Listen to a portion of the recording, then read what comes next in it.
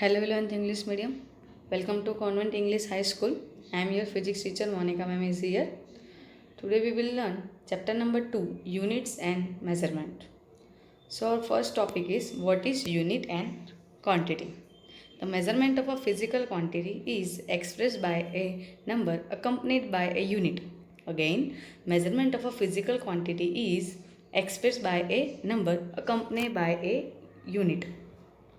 तो कोई भी फिजिकल क्वांटिटी को अगर हमें एक्सप्रेस करना होगा तो वो नंबर के साथ में कुछ जुड़ा हुआ होता है, उसे हम कहते हैं यूनिट. ठीक है. जैसे example, length is equal to 5 metre. तो here length is a physical quantity and metre is a unit. आपको दिख रहा है यहाँ पे length is equal to 5 metre लिखा हुआ है. तो यहाँ पे 5 क्या है, नंबर है, लेकिन नंबर के साथ में कुछ लिखा है एम. एम यानी मीटर.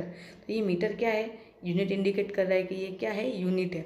अगर आपको कुछ मेज़र करना है, if you want to measure something, then you can say that it's a 5 meter long or 25 meter long. So the word meter is indicate the unit. Now to describe the natural and man-made events around us, many concepts are required. These concepts are called quantity. हमारे आसपास man-made और natural जो भी things हैं उन्हें समझने के लिए कुछ कॉन्सेप्ट क्लियर होने चाहिए. वो कॉन्सेप्ट को हम कहते हैं क्वांटिटी. ठीक है. तो there are mainly two types of the quantity, fundamental quantity and derived quantity. अब आप देखेंगे कि फंडामेंटल क्वांटिटी क्या है और डिराइव क्वांटिटी क्या है. तो फंडामेंटल क्वांटिटी, तो minimum number of quantity which are independent of each other are called the fundamental quantity. ऐसी क्वांटिटी जो दूसरी क्वांटिटी से कैसे हो, इंडिपेंडेंट हो, किसी के ऊपर भी डिपेंडेंट ना हो, तो उसे हम बोलेंगे फंडामेंटल क्वांटिटी. अब वो कैसे, तो देखेंगे example, length, mass and time. तो लेंथ है, लेंथ का ऐसा यूनिट क्या होगा, मीटर. तो क्या वो किसी के ऊपर डिपेंड है, उसके अंदर और कुछ मास टाइम आ रहा है, नो.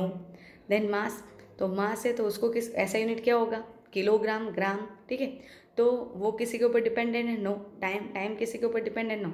तो ये ऐसी क्वांटिटी जो अदर कोई क्वांटिटी के ऊपर डिपेंड नहीं है, तो इन्हें बोलेंगे हम fundamental quantity. Second is derived quantity. A quantity which are obtained by using fundamental quantity are called the derived quantity. Again, a quantity which are obtained by using fundamental quantity are called the derived quantity. ऐसी quantity जो fundamental quantity का use करके हमें मिलती हो उसे हम कहेंगे derive quantity. Just example, velocity, acceleration, force, etc.. अब ये कैसे, तो वो हम देखेंगे. तो वेलोसिटी का फॉर्मूला क्या होता है, डिस्प्लेसमेंट अपॉन टाइम. तो डिस्प्लेसमेंट किस में मेज़र होता है, मीटर में. टाइम किस में होता है, सेकेंड में. तो वेलोसिटी का ऐसा यूनिट होगा मीटर पर सेकेंड. तो इसमें हमने कौन सी फंडामेंटल क्वांटिटी का यूज़ किया, तो कि लेंथ एंड टाइम. तो फंडामेंटल क्वांटिटी का यूज़ करके हमें एक नई क्वांटिटी मिली जिसे हम कहेंगे डिराइव क्वांटिटी.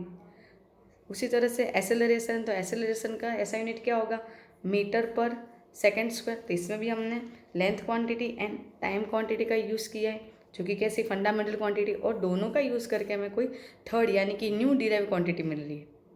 अगेन आगे क्या है, फोर्स. तो फोर्स का क्या होता है, तो कि न्यूटन, और दूसरा किलोग्राम मीटर पर सेकेंड स्क्वायर. तो इसमें हमने मास, लेंथ और टाइम, तीन फंडामेंटल क्वांटिटी का यूज़ किया है एंड देन हमने कोई नवी डिराइव क्वांटिटी फाइंड की है. तो इस तरह से फंडामेंटल क्वांटिटी का यूज़ करके हम डिराइव क्वांटिटी को गेन कर सकते हैं. Now the international system of a unit, complete set of fundamental quantities and derive quantities are called the system of a unit. Fundamental quantity और डिराइव क्वांटिटी को merge करके हमें जो पूरा एक सेट मिलता है उसे हम कहेंगे system of a unit.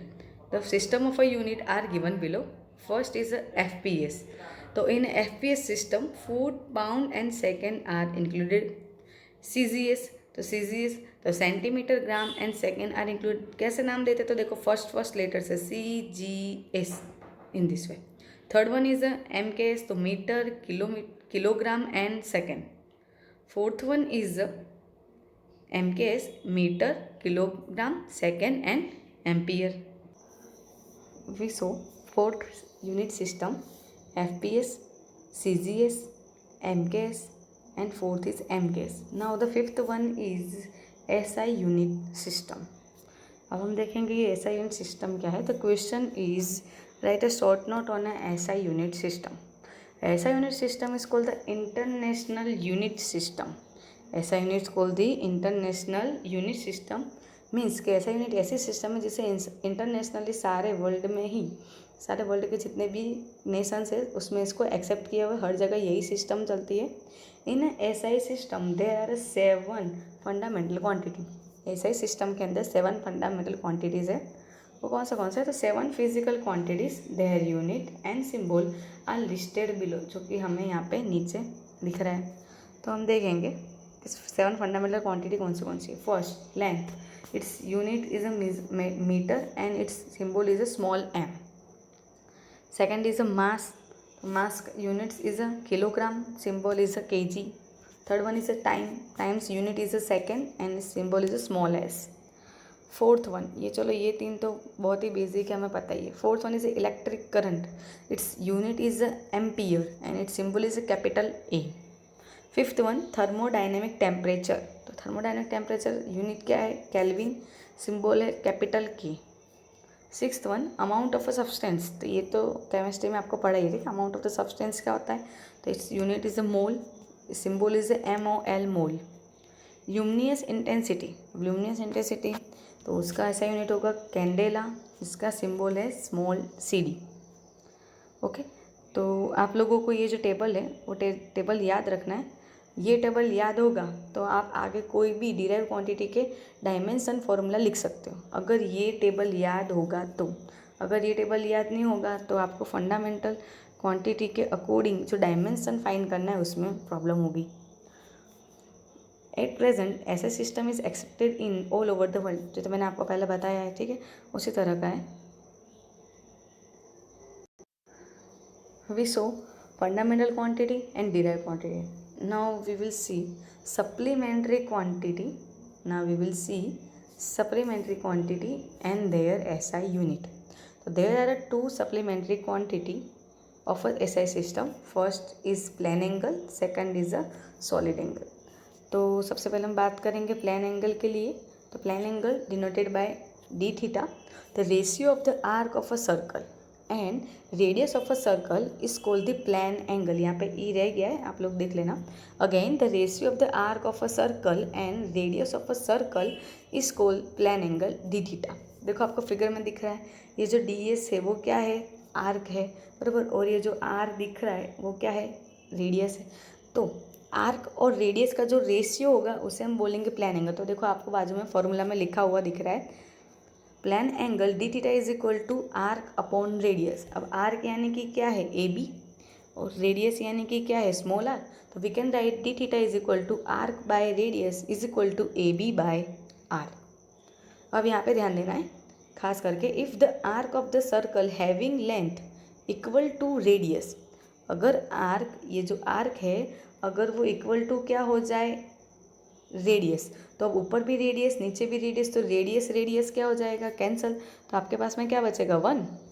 So again if the arc of the circle having the length equal to the radius is called 1 radian. Arc की जगह पे रेडियस हो जाएगा, रेडियस रेडियस कट, यहाँ पे रेडियस, तो रेडियस रेडियस कट, तो बचेगा क्या? 1।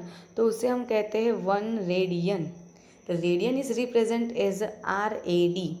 पूरा कंप्लीटली रेडियन नहीं लिखेंगे, उसका सिंबल है RAD। Okay, get it. Now maximum value of the plane angle is 2 pi radian. अब जो प्लेन एंगल आपको यहाँ पे दिख रहा है, ये जो एंगल है उसे हम प्लेन एंगल कहेंगे। तो इसकी मैक्सिमम वैल्यू कितनी होती है? 2 पाई। अब आपको ये कैसे मान लिया 2 पाई? प्रूव करके दिखाओ 2 पाई, तो ओके कोई प्रॉब्लम नहीं है। मैक्सिमम वैल्यू का है, तो मैक्सिमम वैल्यू यानी कि जो आर्क है, अगर आर्क को हम मैक्सिमम करें तो हमें क्या मिलेगा? सर्कल, सर्कल का सर्कमफरेंस कितना होता है? 2 पाई यार। तो ये AB की जगह पे हम क्या लिख सकते हैं? 2 पाई यार। और डिवाइड में तो R है ही, तो R R कैंसल, तो आपके पास में आंसर क्या आया? 2 pi. So in this way we can say that the maximum value of the plane angle is 2 पाई।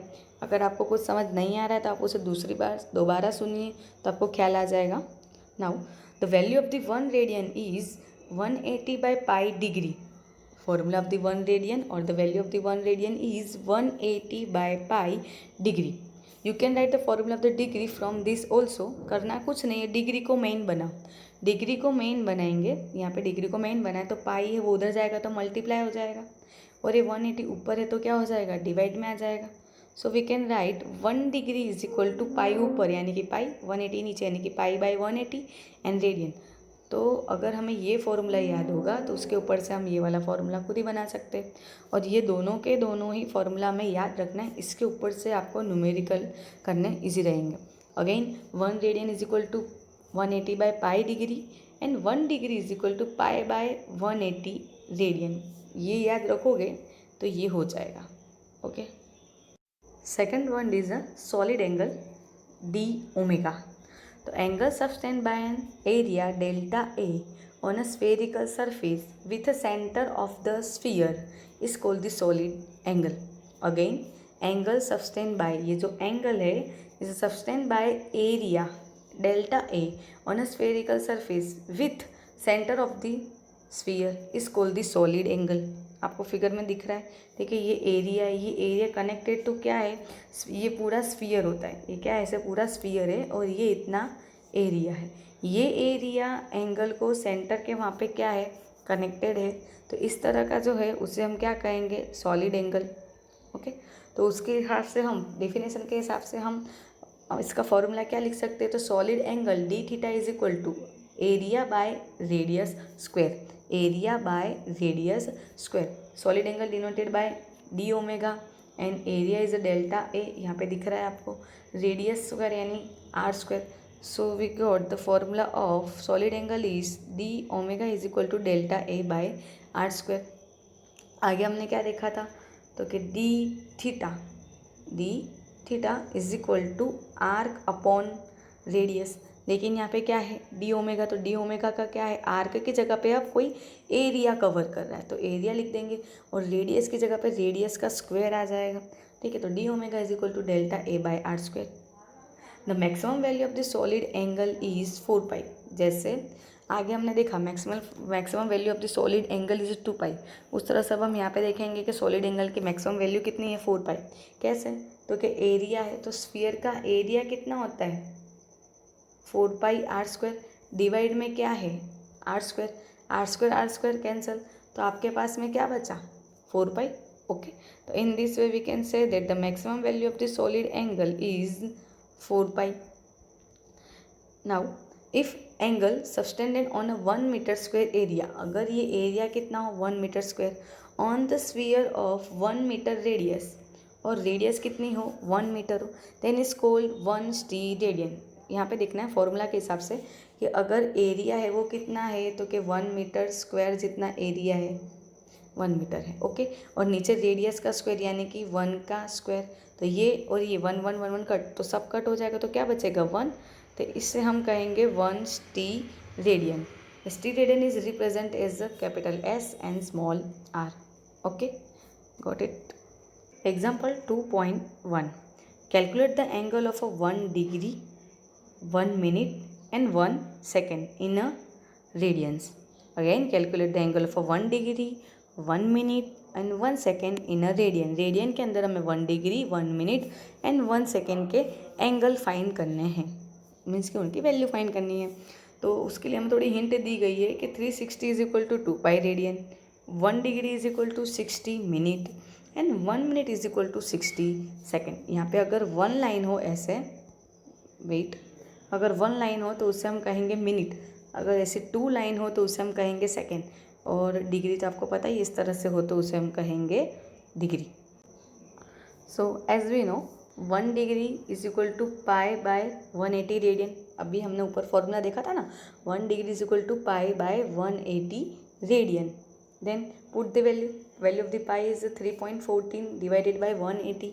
इसको आप कैलसी से डिवाइड करोगे तो आपको आंसर मिलेगा 0.01745। अब ये जो पॉइंट है वो 1 और 2 स्टेप हम पीछे जाएंगे तो हमें स्टैंडर्ड फॉर्म मिलेगा।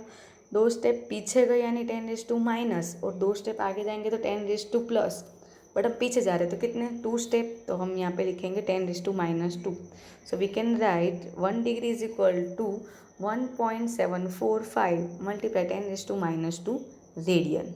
ओके, तो ये हमें 1 डिग्री की वैल्यू मिल गई। उसी तरह से हमें 1 मिनट की वैल्यू फाइंड करनी है, तो as we know 1 degree is equal to 60 minute, 1 degree equal to 60 minute, तो उसका आंसर हमें क्या मिला है, ये 1.745 मल्टीप्लाई 10⁻²। तो हम 1 डिग्री यानी कि equal to 60 minute equal to ये लिख सकते हैं. Okay, then 1 minute is equal to how much. अगर 60 minute is equal to this, then 1 minute is equal to how much radian. Okay, फिर हम क्या करेंगे, क्रॉस मल्टीप्लीकेशन करेंगे. तो 1 minute is equal to 1.754 multiply 10⁻² divided by 60.